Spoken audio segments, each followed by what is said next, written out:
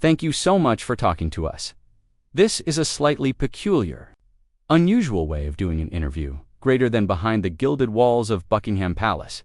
A document has emerged that could reshape the royal family forever. King Charles has just uncovered a hidden clause in his mother's will, one that directly concerns Prince Harry's inheritance. What the late Queen left behind has stunned the monarchy to its core. The discovery, the morning of November 23, 2025, began like any other in the private offices of Buckingham Palace. King Charles sat at the same mahogany desk where his mother had once conducted her most sensitive business, surrounded by leather-bound volumes and the weight of centuries of royal tradition.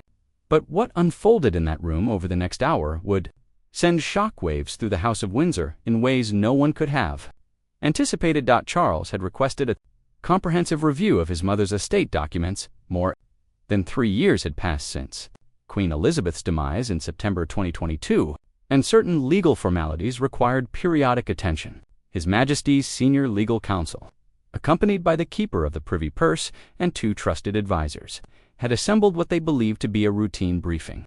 The king, dressed in his customary dark suit, his reading glasses perched on his nose, prepared himself for what he assumed would be tedious but necessary administrative work.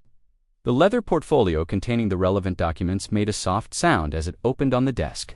Page after page detailed the distribution of assets, properties, and heirlooms, exactly as Charles had understood them to be. The main provisions of the will had been executed according to protocol. Balmoral, Sandringham, the private jewelry collection, all had been allocated and transferred as expected. Charles had seen these documents before, or so he thought. Charles's hands, weathered but steady, broke the seal. The paper inside was in his mother's own hand, her distinctive script immediately recognizable. But this was not the flowing penmanship of her younger years. This was the writing of her final months. Slightly shakier, but no less deliberate. The date at the top read March 15, 2022, just 6 months before her death. His breath caught as he began to read. The room fell into absolute silence. His advisors watched as their king's expression shifted from curiosity to surprise, then to something more complex. A mixture of emotions played across features that had learned long ago to remain composed in public. But this was not a public moment. This was a son reading his mother's final thoughts about his other son. The one who had left, the one whose absence had carved a wound through the family that refused to heal. The document before him contained a clause meticulously detailed and legally binding that addressed Prince Harry's inheritance in ways that contradicted everything Charles had understood about his mother's final wishes, or perhaps more accurately, it revealed wishes she had deliberately kept hidden until this precise moment. The Queen, even in death, was still playing the long game, still thinking moves ahead, still trying to protect her family in ways they might not understand until the right time came. Charles read the passage 3 times. His legal counsel confirmed that the document was authentic, properly witnessed, and legally enforceable. There was no question of its validity. The only questions now were what to do with this information and how to proceed. Because the clause didn't simply leave Harry money or property, it contained conditions, stipulations, a framework that would require decisions, conversations, and potentially a complete reassessment of the current state of affairs between the king and his younger son. One of the advisors cleared his throat gently, breaking the silence. They needed to understand His Majesty's wishes on how to proceed. Did he want time to consider this privately? Should they begin preparing briefing documents for the relevant parties? The questions hung in the air, but Charles remained focused on his mother's words, written in her final months. As she must have known her time was growing short, Charles set the document down and removed his glasses. Pinching the bridge of his nose in a gesture of profound weariness, he thought of his mother in her study at Windsor, composing these words in secret, telling no one, sealing them away with instructions that they should remain hidden until the right moment. Had she imagined this scene? Her eldest son, now king, discovering her hidden wishes and having to decide whether to honor them? Of course she had. Elizabeth had always thought everything through. The weight of the crown suddenly felt heavier than usual. Charles had inherited his mother's throne, her responsibilities, her burdens, but he had not anticipated inheriting her unsolved family crisis, wrapped in legal provisions designed to force his hand. Yet that was precisely what sat before him now, a choice, or perhaps more accurately, a test. Would he honor his mother's clearly stated wishes, even if they complicated his own plans and preferences? Or would he find a way, as kings sometimes must, to interpret duty in a way that served the present rather than the past? His advisors waited. The clock on the mantelpiece ticked steadily. Outside, London continued its daily rhythm, unaware that inside these walls, a discovery had just been made that could alter the course of the House of Windsor. King Charles knew that whatever he decided at this moment, there would be no going back. His mother's hidden clause was hidden no longer. And now everyone would have to deal with the consequences. What the clause reveals, the document in Queen Elizabeth's hand, specified an inheritance for Prince Harry that was both substantial and conditional, revealing a complexity to her final wishes that no one in the family had fully anticipated. The provisions set aside approximately £20 million from her private estate, but the money was not simply gifted.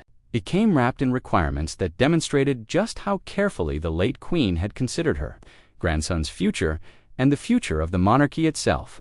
The first condition was explicit. Harry would receive full access to his inheritance only upon agreeing to maintain certain connections to the United Kingdom and the Commonwealth. The Queen's language was precise. She required that he spend no fewer than 90 days per year on British soil or in Commonwealth nations, engaged in work that supported either charitable causes or initiatives that benefited communities across the realm. This was not a demand that he return to working royal duties. Elizabeth had been too pragmatic for that, but it was a requirement that he remain meaningfully connected to the world she had spent 7 decades serving. The second provision addressed Harry's children. Archie and Let, a portion of the inheritance, approximately £5 million, was designated specifically for their education and upbringing, but with stipulations. The funds were to be managed by trustees approved by both Harry and the reigning monarch, ensuring that Charles would have some oversight. More significantly, the Queen specified that the children should spend meaningful time in the United Kingdom as they grew older, with the stated purpose of maintaining their connection to their heritage and their family. She had written that her great-grandchildren should not become strangers to the land of their ancestors. Perhaps most telling was a personal letter attached to the legal document written in the Queen's hand. It was addressed to Charles, intended to be read when the clause was discovered. In it, she acknowledged the difficulty of the situation with Harry. She wrote that she understood the anger, the hurt, the sense of betrayal that many in the family felt. But she also wrote something that cut to the heart of a mother's and grandmother's perspective. She stated that Harry was still her grandson, that his children were still her great-grandchildren, and that she could not leave this earth without trying one more time to ensure they would not be lost to the family completely. The letter to Charles contained a request, phrased not as a command, but as the hope of a dying mother. She asked him to consider that bridges once burned can sometimes be rebuilt, but only if both sides are willing to supply the materials. Her inheritance clause, she explained, was her attempt to supply those materials. What Charles and Harry chose to build with them would be up to them, but she wanted them to have the resources, both financial and emotional, to try. The legal team had confirmed that the clause was ironclad. The Queen had consulted with her most trusted legal minds in drafting it. Every word had been carefully chosen to withstand scrutiny and to make her intentions crystal clear. This was not a suggestion that could be easily dismissed or reinterpreted. This was the will of a queen, and more than that, the will of a mother and grandmother who had run out of time to fix things herself, but refused to give up trying, even in death. The amount of money involved was significant, but not overwhelming by royal standards. Elizabeth had been shrewd enough to know that too large a sum might create its own problems, might make Harry seem like he was being bought, or might fuel media narratives about special treatment. 20 million was enough to provide genuine security and opportunity, but not so much that it would overshadow the deeper purpose of the provision, which was not about money at all, but about connection, about family, about not letting the bonds break completely. Reading through the document, Charles could almost hear his mother's voice. The phrasing was hers, practical yet emotional, firm yet hopeful. She had known she was dying. She had known that the Harry situation would become Charles's problem to solve. But privately, friends of the Queen indicated that she was deeply troubled by the breakdown in family relationships. What many people did not fully appreciate was that throughout this period, The Queen had maintained private channels of communication with Harry. They spoke on the phone, not frequently, but regularly enough, that the connection was not completely severed. She made it clear to him in ways that only a grandmother can, that she loved him regardless of the choices he had made. She did not agree with all of his decisions. She did not appreciate the public nature of the family disputes, but he was still her grandson, and that bond to her was not something that palace politics could fully break. In her final year, Elizabeth's health declined noticeably. Those around her saw a woman coming to terms with her mortality, quietly arranging her affairs, making peace with what she would leave undone. The Harry situation sat high on that list of unfinished business.